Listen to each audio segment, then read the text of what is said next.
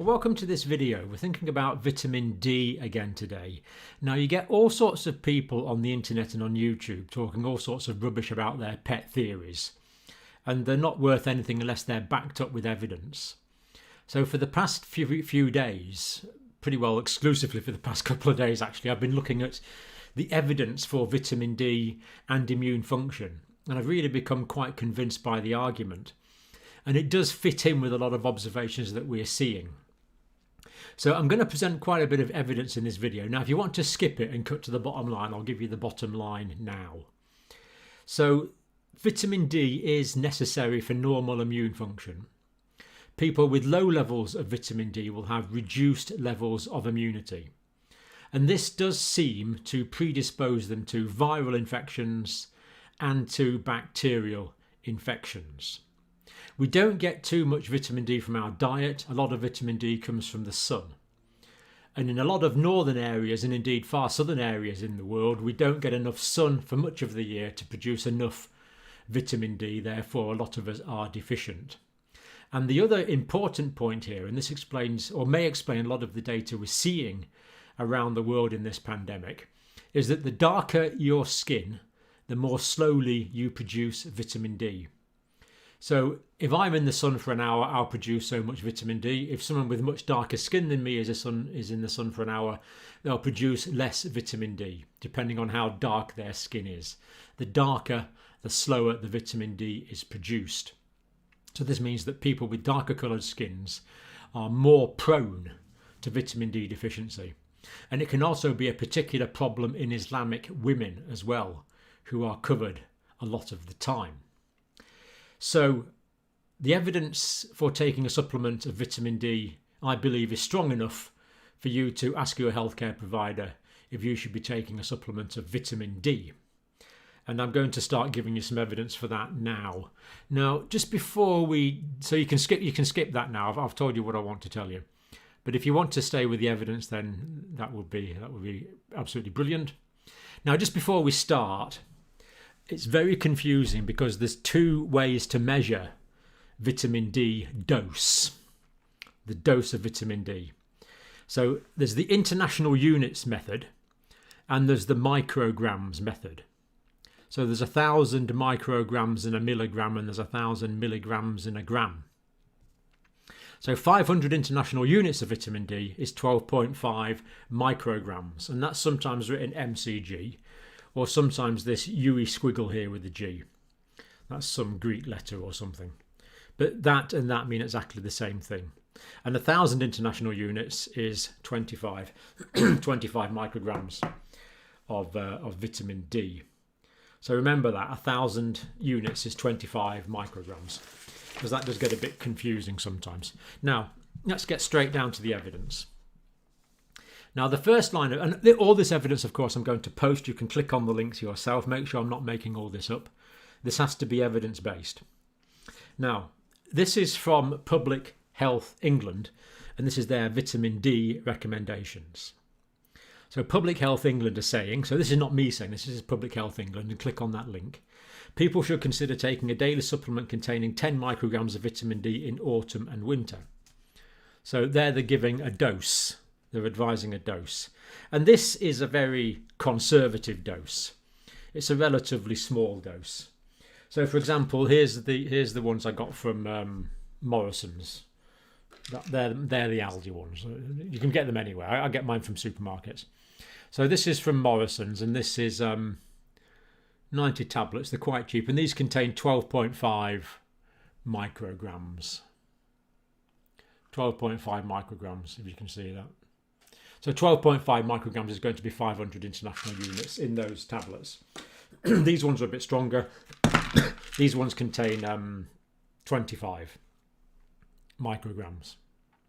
So these are twice as strong as those ones, or contain twice as much vitamin D. So 10 micrograms of vitamin D a day. So they're recommending a very conservative dose here. Now, they then go on to say, African, Afro-Caribbean, South Asian backgrounds may not get enough vitamin D from sunlight in the summer. In other words, they're saying, they're being very polite, but they're saying the darker your colour the skin is, the less you're going to make. So even in summertime, if you live in England, especially where I live in the north, or you live in Scotland or somewhere, and you've got dark coloured skin, then you're probably not going to make enough vitamin D even in summertime. Therefore, you should consider taking a supplement all year round.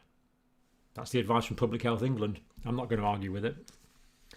Now, it goes on to say children aged 1 to 4 should have a daily dose of 10 micrograms of vitamin D supplement. Now, this is a bit strange. So what they're saying here is children should have 10 micrograms and people, which presumably they mean adults, should have 10 micrograms. So to me, if children are having 10 micrograms, adults would need double that or triple that. But this is their guidelines anyway. So that's what they're saying. Children 1 to 4 should have 10 microgram vitamin D supplement. Public Health England recommends that babies are exclusively breastfed until around 6 months of age. So presumably what they're saying is that below that age, you give the vitamin D to the mother, and then the mother will pass the vitamin D on to the child in the breast milk. And then they go on to say, as a precaution, all babies under 1 year should have a daily 8.5 to 10 micrograms vitamin D supplement to ensure they get enough. So again, they're actually saying here that babies and adults get the same. I don't quite get what they're saying, but anyway, it's not my duty to inform Public Health England how to write their guidelines. That is what they are saying. So this is, to me, is strong evidence that they're saying vitamin D is important, and because they're recommending it nationally, to me that also means that it's going to be fairly safe. It's certainly in those doses that they are advocating, which are low doses. Now, this one was from a nutrition magazine. Not magazine, a peer-reviewed journal. These are all proper journals. Nutrition journal, where nutritionists and clever people like that write in. Now, there's these two things. These are both immune proteins. So these two immune proteins can lower viral replication rates. And these immune proteins can be deficient in vitamin D deficiency. So when there's enough vitamin D, we can make enough of these proteins, and that can lower viral replication rates. And that, of course, is good. It's reducing the rate at which viral particles multiply. It's exactly what we want. And this is interesting. And reduce concentrations of pro-inflammatory cytokines. Now, cytokines are these hormones or these chemicals that one cell uses to communicate with another cell. So one cell communicates with another cell using these chemical cytokines. And some cytokines promote inflammation. So good levels of vitamin D is going to reduce the concentrations of pro-inflammatory cytokines. So if you reduce the amount of pro-inflammatory cytokines, in other words, you reduce the amount of inflammation, which is great. Because in COVID-19, if we remember our alveoli diagram like this, these hollow bunches of grapes, these alveoli, where the air goes in and out. So that's the bronchiole, the air goes in there, we breathe it out there. And the oxygen goes from there into the blood, and the carbon dioxide goes from the blood back into the air to be breathed out. Now, part of the problem with COVID-19 is that people can develop ARDS, acute respiratory distress syndrome. And that is basically an inflammatory condition. So what happens is the alveoli and the airways become inflamed. And they become inflamed because of these pro-inflammatory cytokines. So they become inflamed. And then, like when you sprain your ankle and it gets swollen, fluid comes out. So we get fluid collecting in there. And that means we get what we call consolidation and infiltration in the lungs. They fill up with fluid and therefore they don't work. Therefore the person gets no oxygen in their blood, therefore they can die. It's that simple. So that's how important these inflammatory processes are. So to keep down pro-inflammatory cytokines and infection is usually a good thing. Now, actually, it's complicated. I mean, that doesn't mean to say we should be taking anti-inflammatory drugs. We shouldn't. But for the vitamin D, we think it's a good thing. Now, increasing concentrations of anti-inflammatory cytokines. So we've said that. That's good. Right. Oh, no, we didn't say that. So it increases the concentration of anti-inflammatory cytokines. Right. So it's reducing the concentrations of pro-inflammatory cytokines, and it's also increasing the concentrations of anti-inflammatory cytokines. So both of these effects are going to reduce inflammation, which is good, usually good. Now, another line of evidence is the outbreak occurred in winter, including in China, when vitamin D levels would be lower. And vitamin D deficiency has been found to contribute to acute respiratory distress syndrome. So this journal is saying that there is empirical evidence for that theory that we've just sketched on the diagram there. And the case fatality rate increases with age and with chronic comorbidities. So in COVID-19, we know that the case fatality rate, the number of people that die, goes up with age and goes up with other diseases. And both of these, other diseases and increased age, are associated with lower concentrations of vitamin D. So I'm not saying the vitamin D is the only factor. Of course it's not. The other disease and the increasing age are factors. But nevertheless, this study by these nutritional people is saying that vitamin D deficiency is more common with increasing age, and vitamin D deficiency is more common in people with comorbidities. So that kind of hangs together. So carrying on with the same article, to reduce the risk of infection, it is recommended that people at risk of influenza, so they're saying that people with low levels of vitamin D are at risk of influenza and COVID-19. Now, this is not me talking. I do not prescribe. Don't copy me. But these people are saying from this journal, and look it up for yourself, consider people at risk should consider taking 10,000 international units, which is that'd be 250 micrograms, wouldn't it, of vitamin D3 for a few weeks, to rapidly increase the vitamin D concentrations in the blood. And then they're saying 500 international units a day for maintenance dose. Now, don't take medicines, well, supplements on my advice. See what your own doctor says. But that's what these people are saying in this reputable journal. Now, that brings up the point of D2 and D3. Now, this is D3 in here. This doesn't say, but it will be D3. So very often D2 comes from vegetable sources and D3 comes from animal sources. So both will raise the amount of vitamin D in the blood, but D3 does it more effectively. So supplements normally contain D3. Don't get confused about that. And they're saying, that the people in this nutritional magazine, the goal should be to raise the amount of vitamin D in the blood. And there's two ways you can measure it, nanograms per mil or millimoles per litre, and they're presumably the same, and they're the concentrations that they want. So doctors can measure the blood to see how much vitamin D is there, although very rarely they do. But they're saying that that should be the aim. So that's what these authors are saying. They're advocating way higher doses than Public Health England. Now, for the treatment of people who become infected with COVID-19, higher vitamin D doses might be helpful, is what they're saying. Now, we will look at another study later on from the University of Arizona, and that actually says the opposite. Anyway, you don't need to worry about that because the doctor treating you would worry about that if you were ill with it. So we don't have to worry about that. We're talking about preventing it. And the evidence we've looked at so far is indicating that people that are lacking vitamin D are going to be more at risk. People taking supplements of vitamin D are going to be less at risk. Right, prevalence and correlations of vitamin D deficiency in US adults. Now, this comes from three sources. Two of them are the Healthline, which is a reputable site, and I put those links there. And it also comes from a peer-reviewed journal article there as well. Now, just get this. This is powerful. I have mentioned this before. 42% of the US population is vitamin D deficient, according to this study. However, this rate rises to 82% in black people and 70% in Hispanics. Now, who has been suffering most from COVID-19 complications? African Americans. Who has the highest death rate from COVID-19? African Americans. Who is most likely to be deficient in vitamin D? This data tells us African Americans. Now, this is not proving causality. This does not prove that the increased fatality rate is caused by lack of vitamin D. It's a correlation. It's not evidence. It's not causal proof. But it's a pretty good correlation. And given that it's relatively safe for most people to take vitamin D, it would be a variable that would be very interesting to get rid of.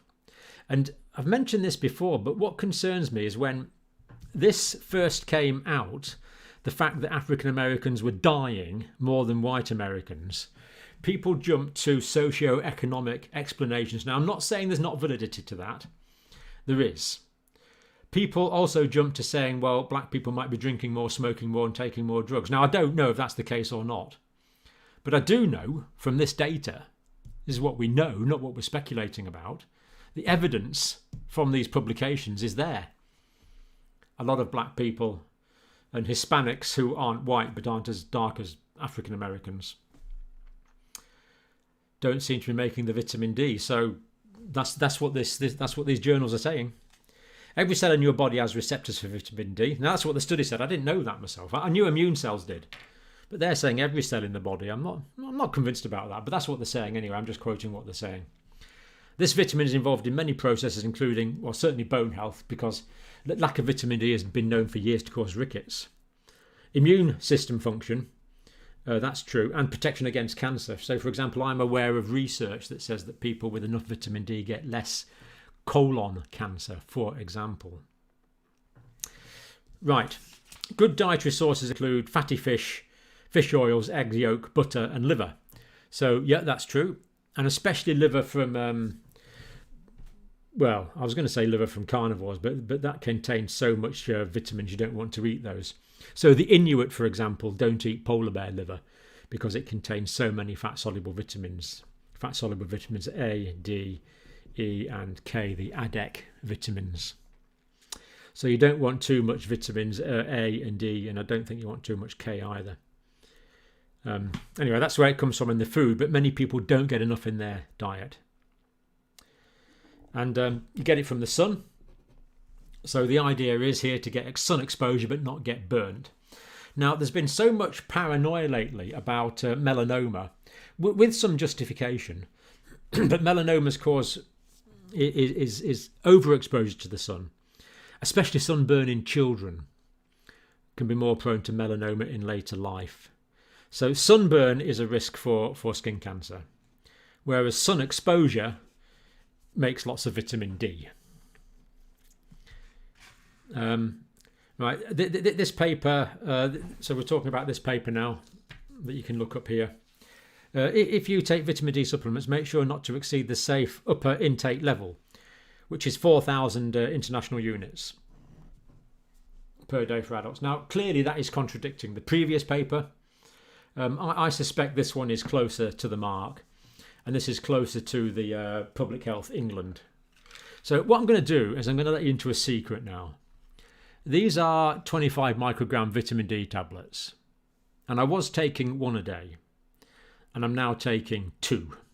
So personally, to try and reduce my risk of viral infections, I'm taking 2. I'm taking 50 micrograms a day. Not telling you to do that. That's what I do.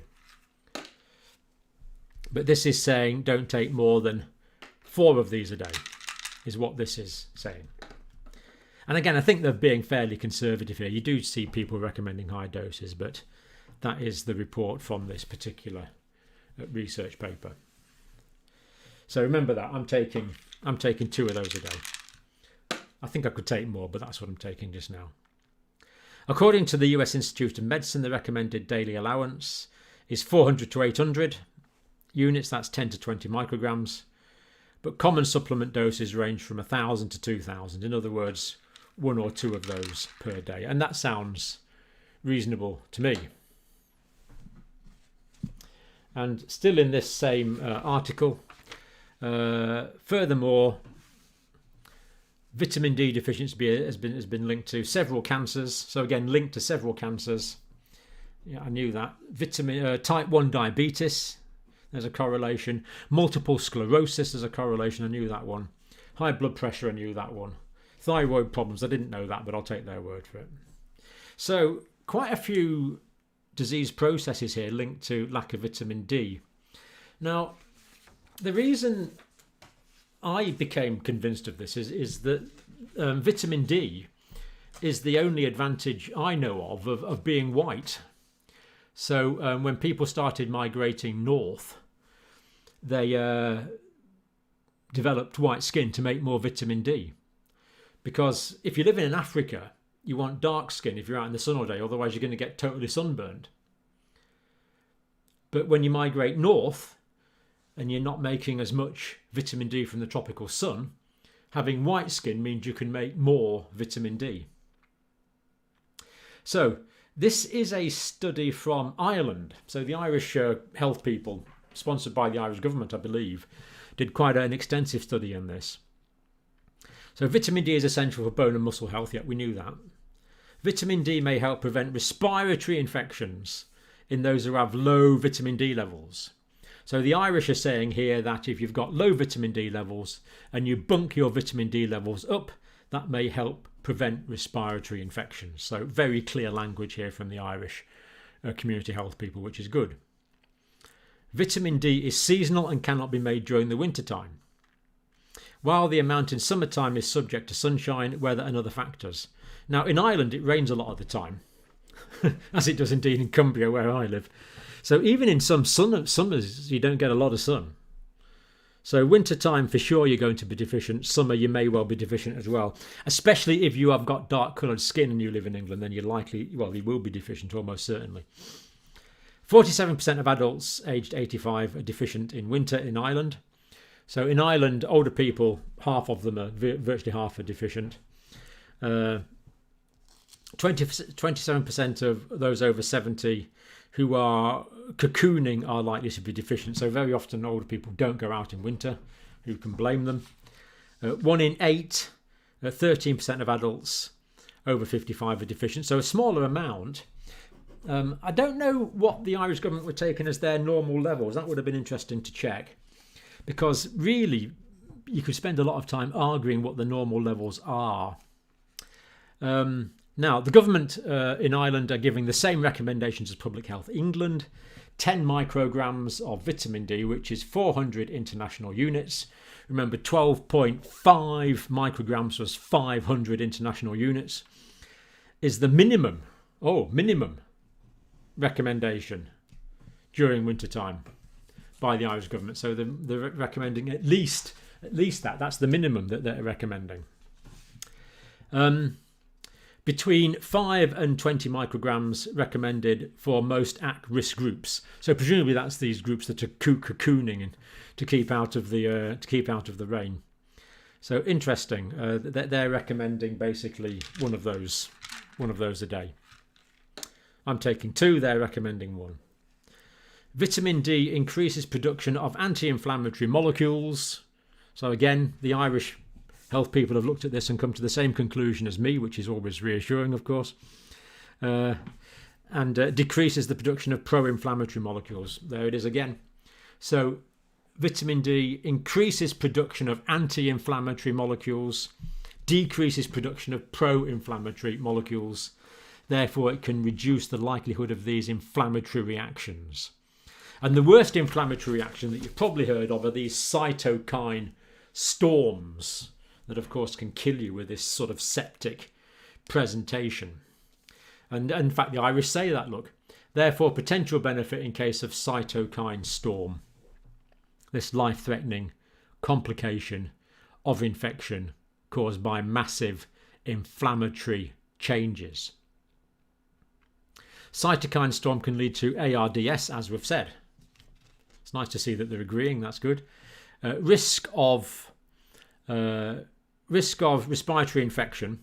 Now they looked at they're quoting a study here of nearly 19,000 people. So that's a very good sample size. So in this large sample size of nearly 19,000 people, what they found was that lower levels of vitamin D. So the risk of respiratory infection increased with lower blood levels of vitamin D. So the lower the blood levels of vitamin D, the higher the risk of infection. That's pretty straightforward. That's their conclusion. With lower blood vitamin D levels, and the effect was even stronger in those with underlying lung conditions. So people with like chronic bronchitis or emphysema or chronic obstructive pulmonary disease For them, if they were deficient in vitamin D, they were even more likely to get respiratory infections. Many case-controlled studies reported associations between low vitamin D and increased risk of infection generally. So more infection generally there.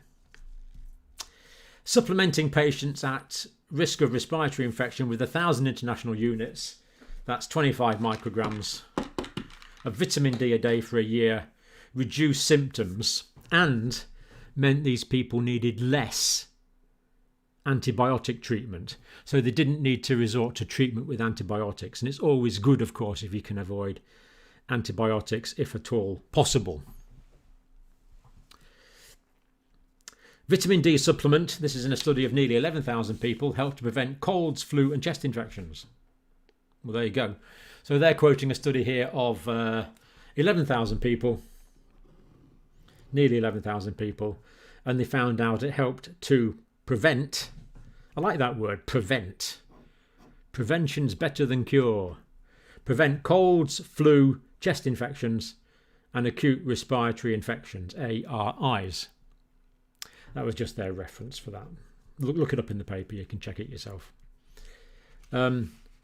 It's actually really good, this Irish study. It's like a pamphlet and you can download it. Free.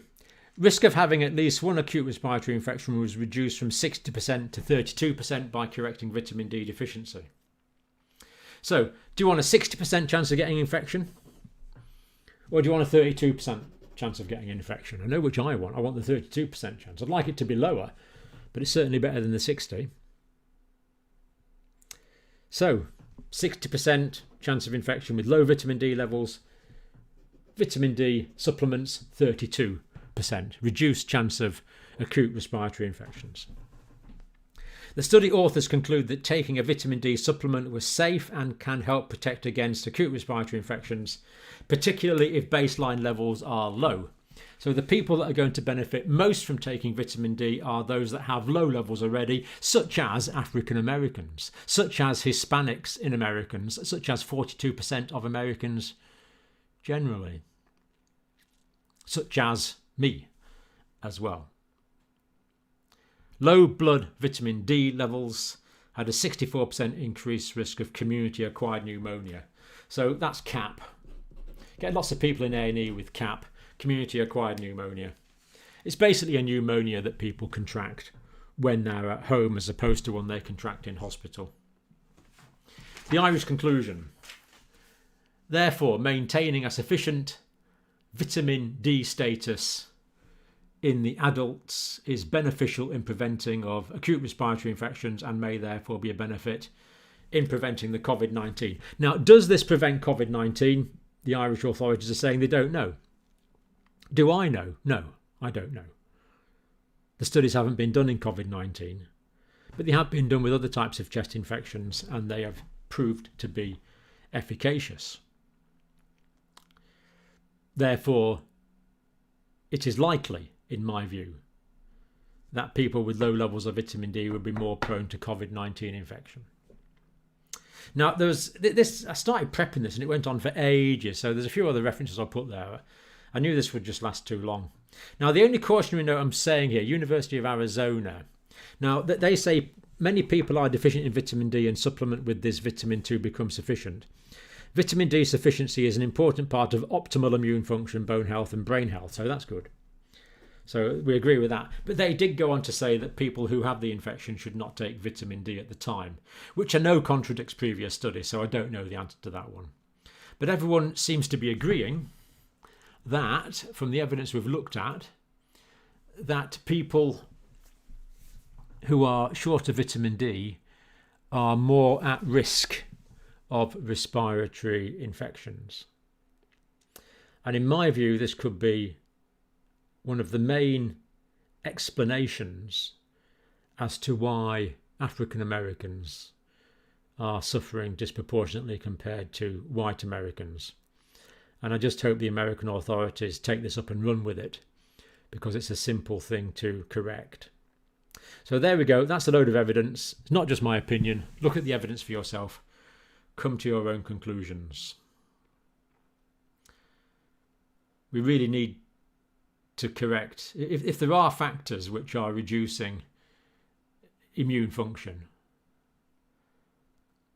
and we correct those factors, and that makes us less likely to get COVID-19, then in the next few months, this potentially has the potential to save so many lives. Really, let's get clever people to work out if this is right or not and make it public health policy. But only governments can do that. So let's hope they get their act together.